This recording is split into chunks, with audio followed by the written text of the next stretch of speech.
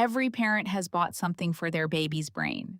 The flashcards, the black and white mobile that promises to stimulate neural pathways, the subscription box of developmental toys that arrive every month whether you asked for them or not. We've been taught that building a brilliant brain requires the right gear, the right program, the right investment. But here's the truth that surprises most parents the first time they hear it. None of that moves the needle nearly as much as something you already have, for free, sitting right in front of you for hours every single day. Think about the last time you fed your baby, or changed a diaper, or just sat on the floor while they explored a wooden spoon like it was the most fascinating object in the universe. In those ordinary, forgettable minutes, something enormous was happening in your baby's head. Something researchers who study early brain development have spent decades trying to understand. It isn't about teaching your baby anything. It isn't about flashing cards or playing classical music. It's about a 5-minute habit so simple it barely feels like doing anything at all. And yet, it may do more for your child's long-term thinking, emotional regulation, and language ability than almost anything money can buy. Parents who don't know about this habit often spend hundreds of dollars trying to recreate its effects with products. Parents who do know about it realize they've probably already been doing pieces of it by instinct, without ever knowing how powerful it really was. So, what is this habit? It's called serve and return. And once you understand what's actually happening inside your baby's brain when you do it, you'll never look at a simple back and forth moment with your child the same way again. Picture this. Your baby is lying on a blanket and she makes a sound. Not a word, just a little ba noise. You look at her and say, "Ba, are you telling me something?" Her eyes light up. She kicks her legs. She does it again. You respond again. That tiny loop, baby signals, you respond baby signals back, is serve and return in its simplest form. It looks like nothing. It's actually everything. Here's the plain language version of what's happening. A baby's brain isn't finished at birth.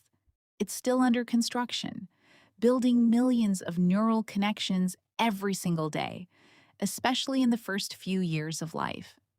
Researchers who study early childhood development have found that these connections form most reliably not through passive exposure, like a baby simply hearing sounds in the room, but through active, responsive interaction, a real back and forth between a child and a caring adult. When you respond to your baby's babble, her pointed finger, her look towards something interesting, you are literally helping wire the parts of her brain responsible for language, communication, and even managing emotions later in life. This matters because the brain learns what gets rewarded with attention.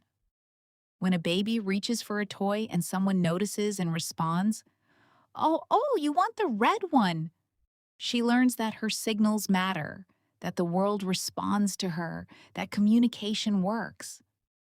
Do that enough times, in enough small moments, and you're not just having a cute interaction. You're building the neural scaffolding for how she'll process language, regulate her feelings, and connect with other people for the rest of her life. And this is why it matters so much more than it seems. This isn't a one-time lesson you can schedule and check off. It's a pattern that either exists in a child's daily life or doesn't. And the good news is, it doesn't require any special skill to create. You've probably already seen this without naming it. The way your baby stops crying the instant you make eye contact and murmurs something soothing. The way she watches your face so intently when you talk to her, like she's studying it. The way a simple game of peekaboo makes her shriek with delight. Because underneath the silliness, her brain is tracking cause and effect, anticipation, and connection all at once. Every time you notice her cues and respond, even in the smallest way, that loop is running. You just didn't have a name for it yet. In the 1990s, researchers at Harvard studying early childhood development ran an experiment that's become known as the still face study.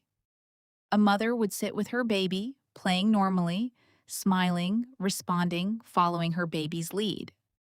The baby would coo, laugh, reach toward her. Then, on cue, the mother would suddenly stop. She'd keep looking at her baby, but her face would go completely blank. No smile, no response, nothing. Within seconds, the baby's mood shifted. She'd try harder, smiling bigger, pointing, making more noise, trying to get her mother to respond again. When nothing came back, she'd start to get distressed. Some babies looked away entirely, as if protecting themselves from the disconnection. The moment the mother resumed her normal, responsive face, the baby usually settled again, relief written all over her tiny features. That experiment revealed something profound. Babies don't just want attention. They're actively watching for a response, and when it doesn't come, they feel it immediately. The takeaway isn't that you need to be on every second of every day. No parent can do that, and no baby needs that.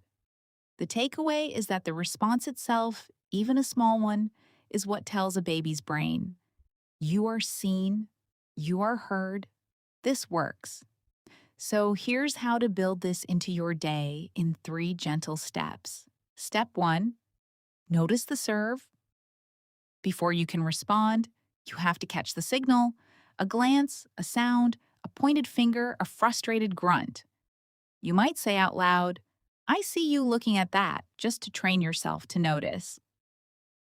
Step 2, return it simply. You don't need a big performance. A short verbal or facial response is enough. If your baby holds up a block, you might just say, yeah, that's a big one, huh? And pause to see what she does next.